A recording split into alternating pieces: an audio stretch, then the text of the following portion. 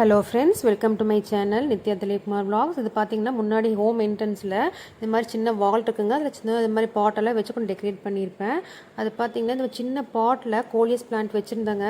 அது ஒரு 15 days முன்னாடி பார்த்தீங்கன்னா அந்த மழை வந்தப்போ காற்று ரொம்ப அடிச்சங்காட்டி கீழே விழுந்துருச்சு. அப்படியே ஃபுல்லாகவே பாட் ஒன்றும் டேமேஜ் ஆகலை, செடியும் டேமேஜ் ஆகலைங்க. அது பார்த்திங்கன்னா சின்ன பிளான்ட்டாக தான் கட்டிங் தான் கொண்டு வந்து வச்ச கோலியஸ். உங்களுக்கு எல்லாத்துக்கும் தெரியும், அந்த கோலியஸ் பிளான்ட் வந்து சின்ன கட்டிங் வச்சிங்கனாவே சூப்பராக வளர்ந்து வந்துடும், நம்மளுக்கு நல்லா புஷியாகவும் வரும். ஆனால் பார்த்திங்கன்னா சீக்கிரமாக வளர்ந்து வந்துடுங்க. நம்ம எவ்வளோ பாட் இருந்தாலும் நம்மளுக்கு பத்தவே பத்தாது. அந்த கட்டிங் சும்மா கட் பண்ணி வச்சிங்கனாவே அது எல்லா பாட்லேயுமே தலைஞ்சு வந்துடுங்க. ரூட் இருக்குன்னு அவசியமே கிடையாது. அதனால் சரி, நான் மறுபடியும் அந்த பாட்லேயே எடுத்துகிட்டு அந்த ஸ்டெம்ஸ் எல்லாம் கட் பண்ணிவிட்டு மறுபடியும் அதிலேயே நட்டு வச்சிடலாம் அப்படின்னு சொல்லி அதுக்காக தான் அந்த வீடியோ எடுத்துருக்கிறேன். உங்களோட ஷேர் பண்ணுறதுக்கு தான் ஃப்ரெண்ட்ஸ் எடுத்துருக்கிறேன். எப்படி மறுபடியும் நம்ம அந்த பிளான்ட்டை வந்து அந்த பாட்லேயே நம்ம எப்படி வந்து ரீபாட் பண்ணலாம் அப்படிங்கிறதான் பார்க்க போகிறோம். அது பார்த்திங்கன்னா அடியில் ஹோல்ஸ் வந்து நான் மறைக்கிறதுக்காக நம்ம தேங்காய் தொட்டி இருக்கும் பார்த்தீங்களா, அந்த தேங்காய் தொட்டியெல்லாம் நீங்கள் வேஸ்ட் பண்ண வேண்டாம். தேங்காய் போட்டதுக்கப்புறம் அந்த வேஸ்ட் தொட்டியெல்லாம் இது மாதிரி எடுத்து உடச்சி வச்சுக்கோங்க. அடியில் இந்த மாதிரி பாட்டில் நம்ம பிளான்ட் பாட் பண்ணுறப்ப அடியில் ஹோல்ஸ் வந்து நம்ம மறைக்கிறதுக்காக இந்த தொட்டி வச்சு நம்ம கவர் பண்ணிக்கலாம். ஏன்னா இவ்வளோ சின்ன ஹோல்ஸ் இருந்தால் கூட ஒன்றும் ப்ராப்ளம் இல்லை. அப்படி இருக்கிறப்பவே சின்ன ஹோல்ஸ் இருந்தாலுமே ஏதோ தேங்காய் இது மாதிரி தொட்டி வச்சு மறைக்கிறப்ப உங்களுக்கு அந்த மண் வந்து நிறைய லீக்கேஜ் ஆகாது நம்மளுக்கு. இல்லைன்னா இவ்வளோ பெரிய ஹோல்ஸில் நம்ம மண்ணை போட்டு வைக்கிறப்ப மண் ஃபுல்லாக தண்ணி ஊற்றுறப்ப பார்த்தீங்கன்னா ஃபுல்லாக கரைஞ்சி வெளியில் வந்துடும்.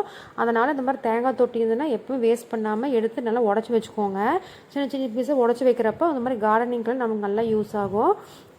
அதை அந்த ஹோல்ஸ் எல்லாம் மறைச்சிட்டு அந்த மண்ணவே எடுத்து மறுபடியும் அதிலே ஃபில் பண்ணிட்டேன். அந்த மண் நல்லா பொல நல்லா தான் இருந்ததுங்க. அதுக்கு ரெண்டாவது இதுக்கு பார்த்திங்கன்னா நமக்கு எந்த உரமே அவசியம் கிடையாது. சும்மா செம்மண்ணும் ஃபஸ்ட்டு நம்ம வைக்கிறப்பவே செம்மண் கொஞ்சம் ஏதாவது வெர்மி காம்போஸ்ட்டோ கவுடங் மென்யூ ஏதோ ஒன்று போட்டு வச்சிட்டிங்கனாவே அதே போதுங்க. வேணால் கோகோபீட் இருந்ததுன்னா நீங்கள் கொஞ்சம் போட்டுக்கலாம். எந்த ஒரு மெயின்டெனன்ஸும் கிடையாது. நம்ம வந்து ரொம்ப உரம் போடணும் அப்படிங்கிறதே கிடையாதுங்க. அது சும்மா அது வாட்டுக்கு வந்துகிட்டே இருக்கும் நம்மளுக்கு சூப்பராக. என்ன ஒரு ப்ராப்ளம்னா அதில் பார்த்தீங்கன்னா சீக்கிரமாக மாவு பூச்சி அட்டாக் ஆகிருங்க. நான் நெக்ஸ்ட்டு ஒரு ஷார்ட்ஸில் வந்து நான் ஷேர் பண்ணுறேன் உங்களுக்கு, நாளைக்கு பாருங்கள். மாவு பூச்சி அதெல்லாம் ரொம்ப இதே நமக்கு அவ்வளோ அழகாக நல்லா தலைன்னு செடி இது கோலியஸ் வரப்பவே பார்த்திங்கன்னா உடனே பார்த்திங்கன்னா ஒரு நெக்ஸ்ட் வீக்லேயே பார்த்திங்கன்னா அது வந்து மாவு பூச்சி அட்டாக் ஆகிடுது. அதுதான் ஒரு பெரிய டிஸ்அட்வான்டேஜ் இதில். மற்றபடி இது எங்கே வச்சிங்கனாலும் சூப்பராக வந்துடுது. நல்லா கார்டனுக்கே நல்ல ஒரு அழகு கொடுக்கும் இந்த கோலியஸ் பிளான்ட்டு. ஏன்னா லீஃப் தான் இதோட அழகே.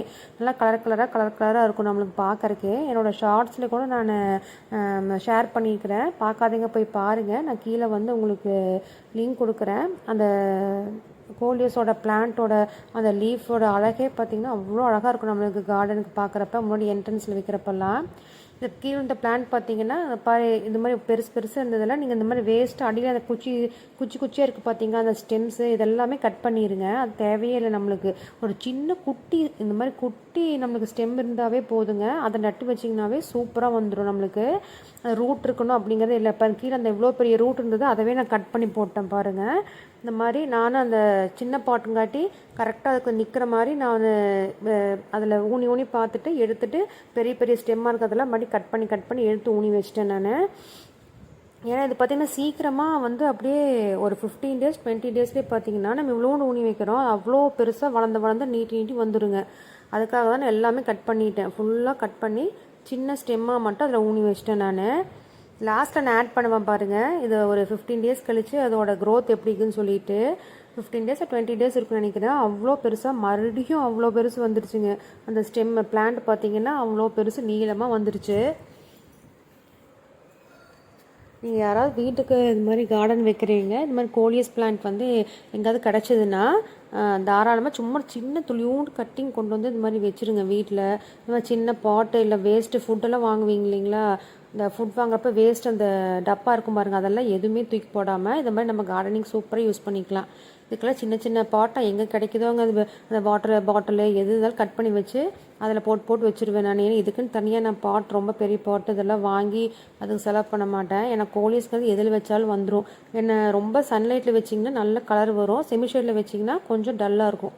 அவ்வளோதான் வித்தியாசம். இப்போ பாருங்கள் எல்லாம் நான் வந்து ரீபாட் பண்ணி ஊனி வச்சு தண்ணி ஃபஸ்ட்டு ஊற்றிடுங்க நிறையாவே. எந்த பிளான்ட் வச்சிங்கனாலுமே தண்ணி வந்து ஃபஸ்ட்டு வச்சோடனே வழியே ஊற்றிடணுங்க. அது ஃபுல்லாக ட்ரெயின் ஆகி கீழே வந்துருச்சான்னு பார்த்துட்டு அதுக்கப்புறம் தான் நீங்கள் வைக்கணும். ஏன்னா அப்போ தான் மறுபடியும் எந்த வேரல்கள் வராது. இங்கே பாருங்கள், இது ஒரு 20 டேஸ்க்கு அப்புறம் நான் எடுத்த வீடியோ. இங்கே பாருங்கள் எவ்வளோண்டு வச்சேன் நான். இங்கே பாருங்கள் எவ்வளோ பெருசாயிருச்சுன்னு.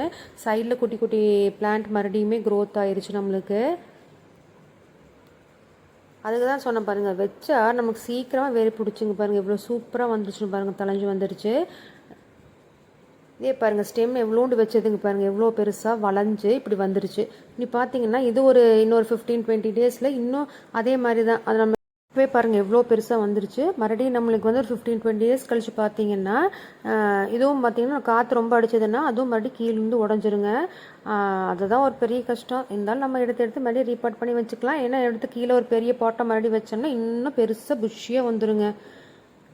பிடிச்சிருந்தா மறக்காமல் நம்ம சேனலை சப்ஸ்கிரைப் பண்ணிட்டு பாருங்கள் ஃப்ரெண்ட்ஸ். நிறைய பேர் பார்க்குறீங்க, யாருமே சப்ஸ்கிரைப் பண்ணிட்டு பார்க்க மாட்டேங்கிறீங்க. உங்களுக்கு இந்த மாதிரி கார்டனிங் வீடியோஸ் பிடிக்குன்னா நம்ம சேனலை மறக்காமல் சப்ஸ்கிரைப் பண்ணி லைக் கொடுத்துக்கோங்க. இந்த மாதிரி இன்ட்ரெஸ்டிங் வீடியோஸ் பண்ணிட்டே இருக்கும். தேங்க்யூ ஃபார் வாட்சிங்.